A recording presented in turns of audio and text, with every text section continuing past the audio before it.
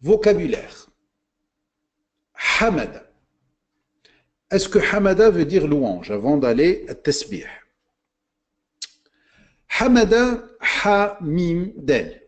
Vous remarquez que le mot ha, mim, il est cité dans le Coran parmi les lettres isolées. Ha, mim, et del, ça veut dire pousser. Hamada, ha, mim, del est cité 68 fois dans le Coran. 68 fois. Hamad, c'est un espace rassemblé, poussé. Autrement dit, c'est l'ensemble des actions accomplies qui produisent un résultat qui suscite l'admiration. Le mot admiration existe dans le hamd. Simplement, il ne décrit pas l'admiration simplement. Il décrit l'ensemble des actions accomplies qui produisent un résultat qui suscite toujours l'admiration. Et ça n'existe que chez Allah Azza wa Jal.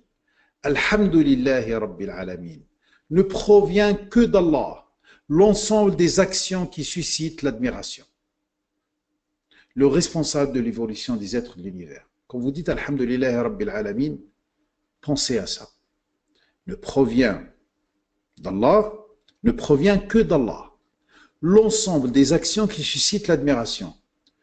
Tant que Alhamd n'appartient que à Allah, lillah, cherchant Alhamd, chez Allah Azza wa Jal, cherchons Allah pour profiter de toutes ces choses qui suscitent l'admiration.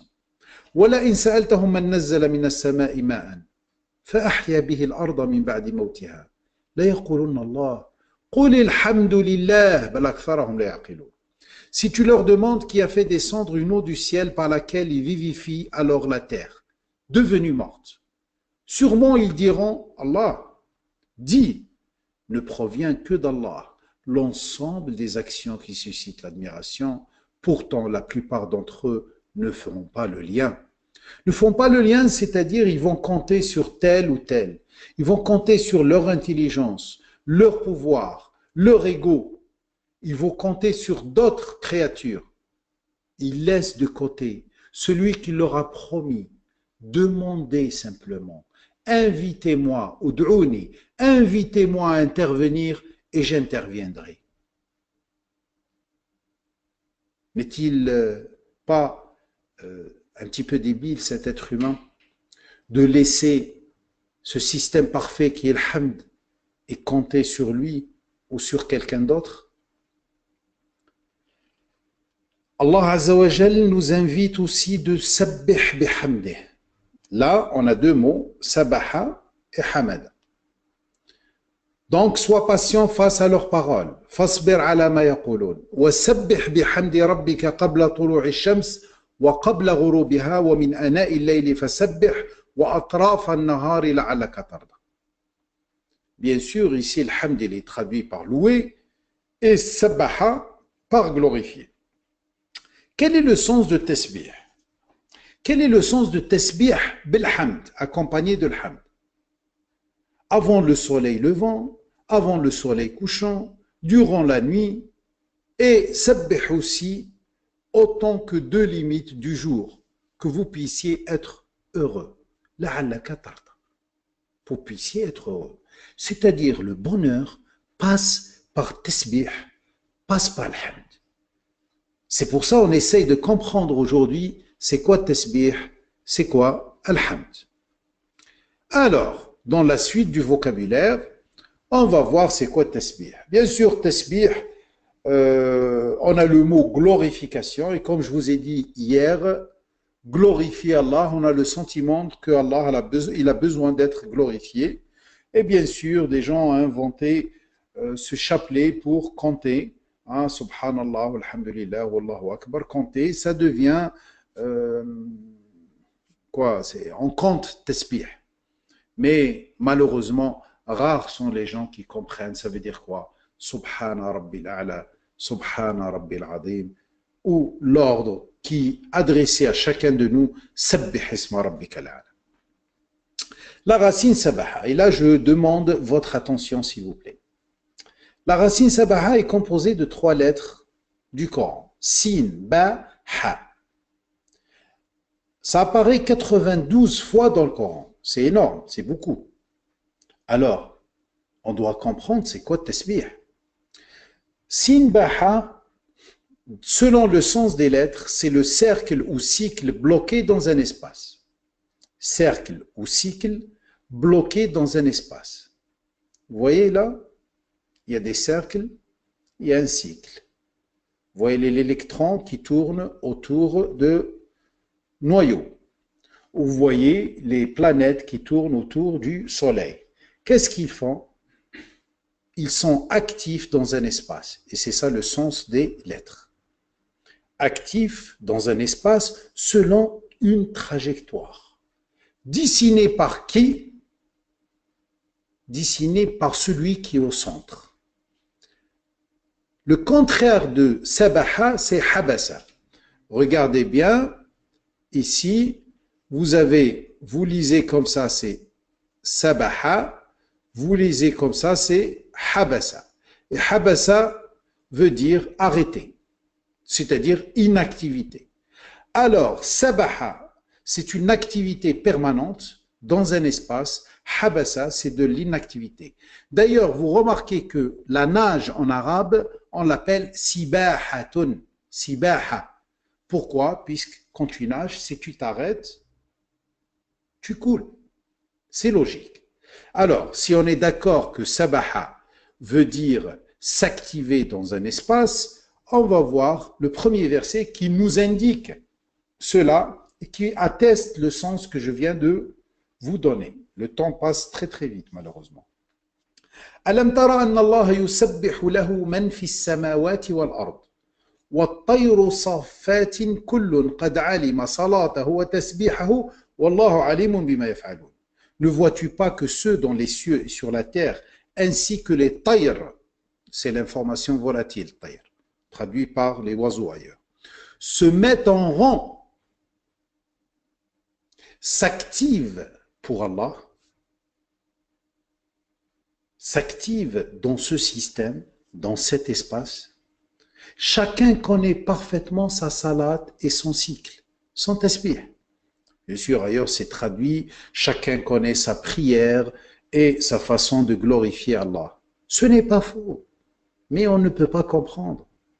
Chacun connaît sa salade, c'est-à-dire chacun connaît les liens qu'il doit établir. Vous voyez cet atome, vous voyez l'atome ici, vous voyez les protons, le noyau ici. Chaque électron, il connaît les liens qu'il doit tisser dans l'espace atome, il connaît aussi son cycle. Et regardez, il est en train de faire un cycle ici aussi. Et là, on peut mieux comprendre le mot tasbih. Il y a un ordre direct, plusieurs fois dans le Coran. Sabbih isma rabbika al-a'la. Active le ism de ton nom Seigneur qui prime. Sabbih isma rabbika al-a'la. Active, assure l'activation. De quoi? De la qualité du responsable de ton évolution. Quelle qualité Allah dois-je activer? La qualité al-a'la. Al-a'la, c'est-à-dire la plus haute, c'est-à-dire celle que tu dois appliquer dans telle ou telle situation. Alors c'est elle qui prime sur les autres. Tu dois dans chaque action de la vie, par exemple, je vous dis, ici maintenant, je suis en train d'appliquer la qualité d'Allah al-Alim, le savant, et la qualité d'Allah al-Khabir, le bien informé. Et aussi, je suis en train d'appliquer la transmission. Vous, vous êtes en train d'appliquer l'observation, le basir, al-Sami'. Voilà, c'est ça. Sabbih isma rabbika al-a'la. Dans chaque situation, tu appliques un ism. Mais si on n'arrive même pas à comprendre, ça veut dire quoi, sabbah? Comment peut-on appliquer cet ordre? C'est pour ça maintenant, c'est l'occasion de comprendre tout cela pour qu'on puisse encore avancer, encore et encore. Qala rabbi ij'al li aya. Zacharia, il dit Allah, donne-moi un signe. Il dit, voici ton signe. Pendant 3 jours, tu ne t'exprimeras auprès des humains que par geste. Et rappelle ton enseigneur et assure l'activation au crépuscule et à l'aube. Crépuscule et aube, ils ont un autre sens. Al-ashi, quand tu sens que la source commence à te servir, c'est-à-dire après l'activation des asma, et l'ibkar, c'est au début de l'action. C'est-à-dire Allah Azza wa Jal nous demande d'activer les qualités qu'il a mis en nous quand on a besoin de quelque chose, on doit activer le ism adéquat, la qualité adéquate. On donnera des exemples plus tard, Inch'Allah, tout à l'heure. Et quand tu obtiens quelque chose, eh ben, tu continues à tasbih. Et cette histoire-là, c'est pour avoir un enfant. Voilà. Ce qu'il a fait là, Zacharie, c'est pour avoir un enfant. Ça veut dire quoi maintenant, Subhan? Vous savez, il n'y en a aucun musulman qui ne connaît pas le mot Subhanallah, Subhana Rabbil Azim, Subhana Rabbil Al. Où il dit, oh, Subhanallah. Qu'est-ce que ça veut dire, Subhanallah? Subhanallah, c'est la sphère d'activité d'une grandeur incommensurable. C'est-à-dire une sphère d'activité, mais énorme, qui dépasse l'humain de loin, qui ne peut être mesurée ou évaluée en raison de sa grandeur ou de son importance. Elle est immense, illimitée, infinie, elle est réservée à Allah. C'est pour dire ça, on dit Subhanallah. Quand vous dites Subhanallah, Subhana Rabbi, vous lui demandez simplement que votre tasbih, c'est-à-dire votre activité, votre activation, l'activation du ism que vous faites, c'est peu. C'est rien du tout. Devant sa sphère d'activité. Et vous l'invitez, tad'ouhu, da'awa, c'est-à-dire inviter. Vous l'invitez à faire les choses à votre place grâce à son hamd, grâce à son système hamd. Elle est réservée au Créateur. قالوا سبحانك لا علم لنا إلا ما علمتنا إنك أنت العليم الحكيم. Ils dirent, ça c'est les anges, ta sphère d'activité d'une grandeur incommensurable, nulle science pour nous, si ce n'est ce que tu nous as enseigné, toi, vraiment, le savant, le sage. C'est-à-dire, la sphère d'activité dans le domaine de la science, de la sagesse, de l'hikmah, de mettre les choses à sa place, tu nous dépasses de loin, ya Allah. Et tout ce que tu connais, toi, nous, on ne connaît pas. Et on n'est rien du tout devant toi. Notre science, c'est rien du tout devant ta science. Dire Subhanallah, ça veut dire reconnaître l'impuissance de l'humain devant la puissance divine. C'est ça, Subhanallah. Quand vous faites recours, l'inclinaison, et vous dites Subhana Rabbi al-Azim. Subhana Rabbi al-Azim. Vous êtes en train de dire, Ya Allah, je suis très impuissant devant toi, devant ta puissance, devant ta azama.